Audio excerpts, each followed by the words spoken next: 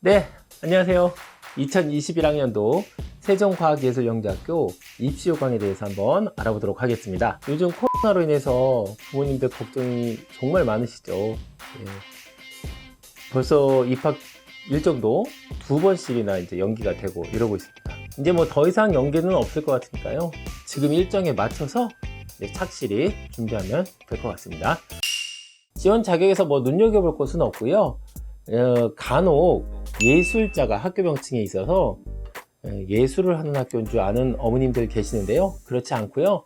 영재학교입니다. 영재학교이기 때문에 수학과 과학을 잘하는 학생이어야 된다. 요 점만 좀 주의해 주시면 되겠습니다. 자, 두 번째로 선발 인원인데요. 총 90명 이내로 선발을 하고 있습니다. 정원 내, 이게 저희가 말하는 일반 전형이라는 거죠. 이쪽에서 84명을 선발을 하고요. 그 다음에 정원 외에서 6명을 선발을 합니다. 이 6명은 지역 전형으로 2명, 외국인 전형, 작년부터 생긴 건데요. 외국인 전형으로 2명, 사회통합 대상자 전형으로 2명. 이렇게 이제 세 부류로 되어 있는데 각각 2명씩 해서 6명의 인원을 선발을 하고 있습니다. 뭐 주의할 건 특별히 없고요. 지역 전형 같은 경우에는 세종특별자치시에 소재한 중학교에 재학 중인 3학년 학생을 대상으로만 합니다. 그러니까 1학년이나 2학년은 안 되겠죠. 그리고 이제 정원 외에 지원이 되면 자동으로 정원 내도 지원이 되는 중복 지원이 됩니다. 그러니까 해당하는 학생들은 정원 내로 지원할 필요는 없겠죠. 정원 외로 지원을 하시는 게 더 낫다라고 말씀을 드리겠습니다. 네, 다음은 원서 접수 일정에 대해서 한번 알아보겠는데요.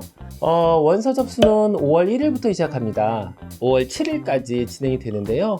온라인 접수하고 우편으로 서류 제출하는 거 전부 다 그 기간 동안에 다 이루어져야 됩니다. 꼭 기억하셔야 되고요. 그 다음 자기소개서를 입력하는 것하고 그 다음 교사 추천서 입력이 5월 1일부터 역시 시작이 되는데요. 이건 하루 더 길어서 5월 8일까지입니다. 어쨌든 좀 앞쪽에 미리 해놓는 게 좋을 것 같고, 이 두 가지는 자동 저장 방식입니다. 이제 쭉 저장이 되고 입력한 대로 되고 있다가 이제 종료가 되면 자동으로 제출되는 이런 방식으로 돼 있다라는 것도 좀 알고 계시면 되겠네요.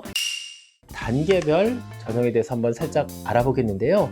복잡합니다. 1단계, 2단계, 3단계로 이루어지고 있는데요. 1단계 전형은 서류 심사라고 보시면 돼요.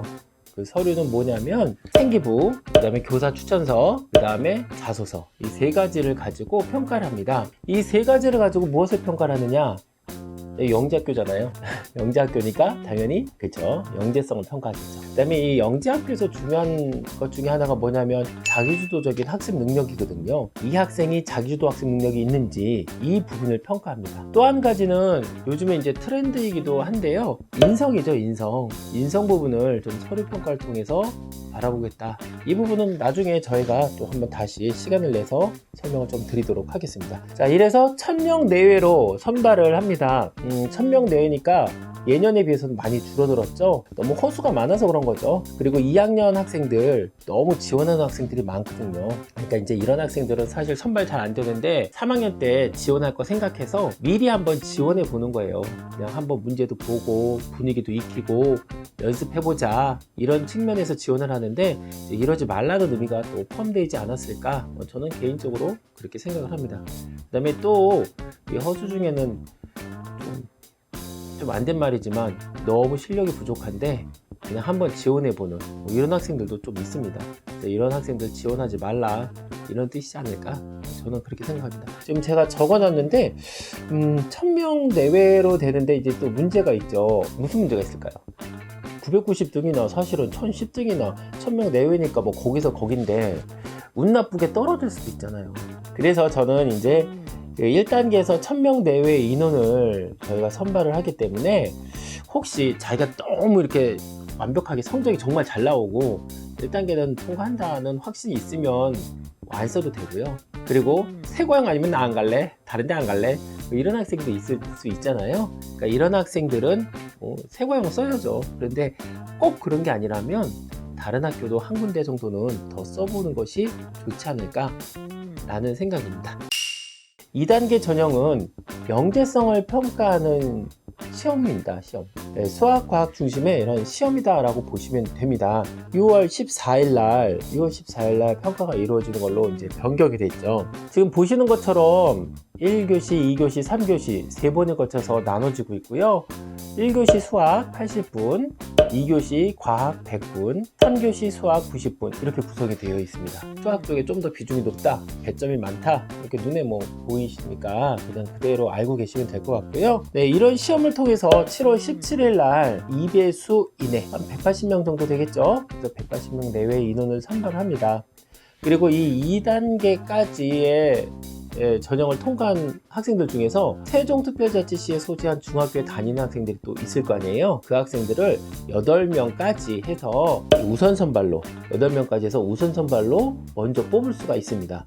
그래서 이 학생들은 3단계 시험의 전형에는 참가를 안 하고요. 별도의 이제 면접 시험이 있어요. 따로 보고 그러면은 3단계까지 합격한 걸로 그렇게 취급을 하고 있습니다.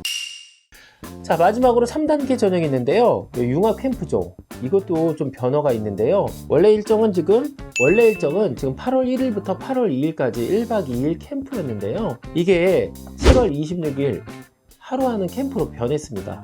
이게 어떤 변수가 될지는 대충 감은 오시겠죠. 네, 시간이 굉장히 짧아졌기 때문에 좀 다양한 변화들이 있을 겁니다.